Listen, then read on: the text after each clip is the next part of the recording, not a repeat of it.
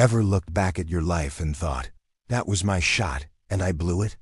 Maybe someone handed you a golden opportunity, but you weren't ready. Maybe the right person showed up at the absolute wrong time. Or maybe you were so busy waiting for the perfect moment that you completely missed the real one staring you in the face. Here is the brutal truth most people learn way too late. Opportunity doesn't send you a calendar invite. It doesn't announce itself with trumpets and fanfare. It shows up unexpected, unplanned, and absolutely unforgiving to those who aren't prepared. But there are some people, rare people, who stay ready. And when opportunity knocks just once, they swing that door wide open and step into a completely different life. This is the story of one of those people. Stay with me until the end, because what you're about to hear might just change everything. In a bustling American city packed with dreamers and go-getters, there stood an upscale restaurant called Sterling Oak, the kind of place where million-dollar deals get sealed over dinner, where celebrities slip into corner booths hoping not to be noticed, where one meal costs more than most people make in a week. Working the floor of this restaurant was a 32-year-old waiter named Daniel. Daniel had been serving tables for 8 years. Not because he loved balancing plates or memorizing wine lists, but because he needed to keep the lights on while chasing his real dream, becoming a business consultant. He had the degree. He'd taken the courses. He'd built presentations that nobody had ever seen. But he had zero connections, no big break, no stroke of luck. Most of the waitstaff treated the job like a temporary inconvenience, something to endure until real life started. They'd roll in late, complain about difficult customers, do the absolute bare minimum to get through their shift. Daniel was different. Every single shift, Daniel showed up like he was preparing for something bigger. His uniform? Perfectly pressed, shoes polished to a mirror shine, name tag perfectly straight. He studied that menu like it was scripture, knew every ingredient, every wine pairing, every backstory behind each dish. His coworkers would laugh at him. Dude, why do you try so hard? It's just waiting tables. Nobody important is even watching. Daniel would just smile and say, you never know who's watching. You never know when today is the day that matters, the truth. Daniel had a philosophy passed down from his late grandfather, a self-made businessman who built an empire from nothing. The luckiest people in the world are unlucky. They're ready. When opportunity comes, it doesn't wait for you to prepare. It only visits those who are already prepared. So Daniel prepared. Every single day, he read business books on his breaks. He practiced presentation skills in front of his bathroom mirror. He kept his consulting portfolio updated on his phone, even though months would pass without a single person asking to see it.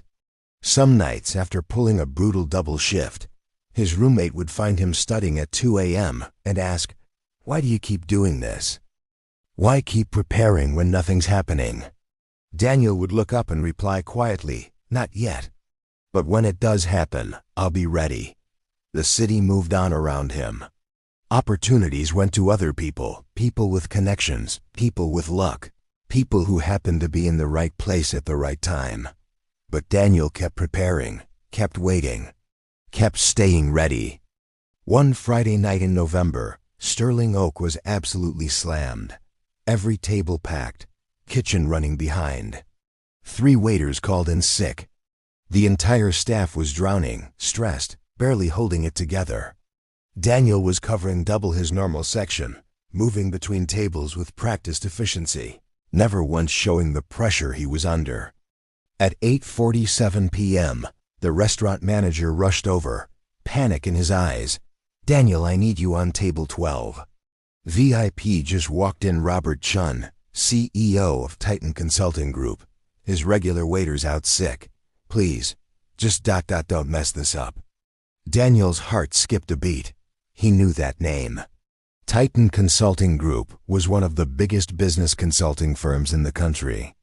Robert Chun was a legend, the guy who'd built a billion-dollar empire from scratch, known for discovering talent in the most unexpected places. This wasn't just another table. This was opportunity itself, walking through the door, unannounced. For a split second, Daniel felt fear flood through him. What if I say something wrong? What if I'm not good enough? What if this is my one shot and I completely blow it? But then he remembered. I've been preparing for this moment my entire life. I just didn't know it would look like this. He straightened his tie, took a deep breath, and walked to table 12. Robert Chun sat alone, reviewing documents on his tablet, looking exhausted. The expression of a man who'd sat through too many meetings, eaten too many business dinners, heard too many sales pitches. Daniel approached with genuine warmth, not nervousness. "Good evening, Mr. Chun. Welcome to Sterling Oak. My name's Daniel, and I'll be taking care of you tonight." Robert glanced up, gave a polite but uninterested nod. Daniel didn't push. Didn't try to impress with small talk. He simply did what he'd always done, served with excellence. When Robert asked about the salmon, Daniel didn't just recite the menu description. He explained where the fish came from, how the chef prepared it, suggested a wine pairing with specific notes that would complement the flavors, and mentioned that if Mr. Chun preferred something lighter, the sea bass had been exceptional that evening. Robert paused, looked up. Really looked at Daniel for the first time. "You know your menu." "I believe in knowing my work, sir, no matter what that work is." Throughout the meal, Robert kept asking questions, some about food, some that felt like tests. Daniel answered each one with knowledge, confidence, and humility. Then, as dessert was being cleared, Robert said something unexpected. "Tell me, Daniel ... what do you do when you're not serving wine?" This was it. The moment Daniel had prepared for, without knowing it would ever come. He didn't fumble, didn't apologize for being just a waiter, didn't diminish himself. Instead, he said simply, "I study business consulting, Mr. Chun. I have a degree in business management. I've taken advanced courses in organizational strategy, and I maintain an active portfolio of case study analyses. I work here because I'm still building connections and waiting for the right opportunity. But I spend every spare moment preparing for the day that opportunity arrives." Robert studied him for a long moment. Most people wait for opportunity to show up before they start preparing. By then, it's too late. But you're doing it backwards. You're preparing while you wait. That's rare. He leaned back, coffee in hand. "Let me tell you something I learned 30 years ago when I was exactly where you are now." Robert reached into his briefcase and pulled out a small notebook, worn, dog-eared, clearly carried for years. "See this?" he said, tapping the cover. "This is my idea book. I've carried it for 3 decades. Most pages are filled with thoughts I had while waiting. Waiting for meetings, waiting for flights, waiting for my life to start." He opened to a marked page. "This entry right here, I wrote when I was 28, working as a junior analyst, feeling completely stuck. I wrote, 'Opportunity is like rain. You can't make it come. You can't control when it falls. But you can make sure that when it does fall, you're standing there with a bucket, not an umbrella.'" He looked directly at Daniel. Most people walk through life carrying umbrellas, protecting themselves from anything unexpected. They want comfort, routine, predictability. So when opportunity rains down, they block it out and complain about getting wet. But the people who succeed, they stand in the rain with open arms and empty buckets. They're ready to catch every drop, even when it comes at inconvenient times, even when it looks completely different than they expected. He paused, letting it sink in. "You're standing here at 9 o'clock on a Friday night, exhausted from a double shift. And instead of rushing me out so you can go home, you're treating this conversation like it matters. Because you know something most people never learn. Every moment is an interview for your next opportunity." Daniel felt something click into place. All those nights studying when he was exhausted. All those extra efforts when nobody was watching. All that preparation when nothing was happening. It wasn't wasted, it was the bucket. And right now it was raining. Robert closed his notebook and locked eyes with Daniel. "My company is opening a new division. We need someone who understands service excellence, who can analyze complex systems, who knows how to work with high-stakes clients. Someone who's been preparing, even when there was no guarantee it would ever pay off. He slid a business card across the table. Come to my office Monday at 9 a.m. Bring your portfolio. Let's see if your preparation matches your attitude. Daniel took the card with steady hands, even though everything inside him was shaking. Thank you, Mr. Chun. I'll be there. Robert stood to leave, then turned back one final time. Daniel, there were 5 other waiters in this restaurant tonight. Any one of them could have served me. But only you were ready when the moment came. Remember that. And you walked out. That night, Daniel walked home in a complete daze. His roommate found him at the kitchen table at 2 a.m., portfolio spread out, practicing his presentation. Did something happen? Daniel looked up, eyes bright. Opportunity knocked. And I was ready. That weekend, Daniel didn't celebrate. He prepared. Reviewed every case study in his portfolio. Researched Titan Consulting Group's recent projects. Practiced his interview responses, pressed his best suit. He prepared like his life depended on it, because it did. Monday at 8:45 a.m., Daniel stood outside Titan Consulting Group's headquarters. Early, prepared, ready. The interview lasted 2 hours. Robert Chun asked brutal questions. Daniel answered with knowledge he'd been accumulating for years, knowledge most people thought was wasted on a waiter. But it wasn't wasted, it was invested. At the end, Robert said 5 words that changed Daniel's life forever. When can you start working? 3 weeks later. Daniel wore a different uniform, business suit, company badge, consultant title. 6 months later, he led his first major project.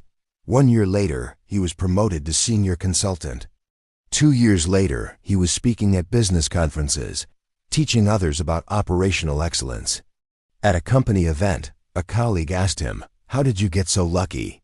How did you get discovered by Robert Chun himself?" Daniel smiled, remembering that November night. "I wasn't lucky," he said quietly. "I was ready. And when opportunity knocked just once, I opened the door." My friend, Daniel's story isn't about luck. It's about a philosophy that changed his life and can change yours. Right now, at this very moment, you might be waiting. Waiting for your big break. Waiting for someone to notice you. Waiting for life to finally begin. But here's what Daniel learned, and what I need you to understand. Opportunity doesn't arrive when you're ready. It arrives when IT's ready. The only question is, will you be ready when it comes? Remember 3 truths. First, every moment is preparation for your next opportunity. The way you handle small things today is training for how you'll handle big things tomorrow. That meaningless job? It's teaching you skills you'll need later. That task nobody sees? Someone will notice eventually. Excellence in obscurity creates readiness for visibility. Second, opportunity looks nothing like you expect. You think your big break will be obvious, a phone call, an announcement, a clear sign. But Daniel's opportunity looked like a tired businessman on a Friday night. It looked ordinary. Most people miss their opportunities because they're waiting for something that looks more important. Third, the difference between lucky people and unlucky people is preparation. Lucky people aren't blessed by fate. They're people who stayed ready when others got comfortable. They studied when others watched Netflix. They practiced when others complained. They prepared when others said, "What's the point?" So here's your question to answer. When opportunity rains down on your life, and it will, usually when you least expect it, will you be standing there with an umbrella blocking it out? Or will you be standing there with an empty bucket, ready to catch every drop? Starting today, I want you to do 3 things. 1. Choose one skill that would matter in your dream opportunity. Spend 30 minutes today learning it. Even if nobody's watching. Even if it seems pointless. 2. Prepare your portfolio, whatever that means for your field. Update your resume. Practice your pitch.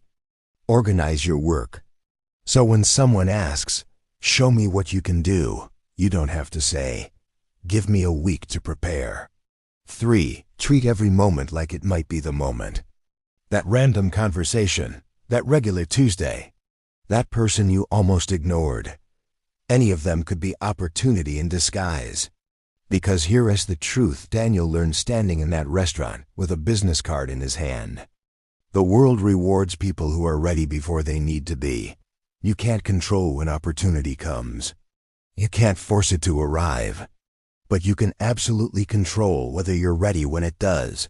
And that makes all the difference. If this story reminded you to stop waiting and start preparing, share it with someone who needs to hear it. Drop a comment telling me, what's the one skill you're going to prepare today, even though your opportunity hasn't arrived yet? Let's become people who are always ready. Until next time, remember, opportunity doesn't wait for you to be ready. So be ready before opportunity comes. Your bucket is in your hands. Stand in the rain.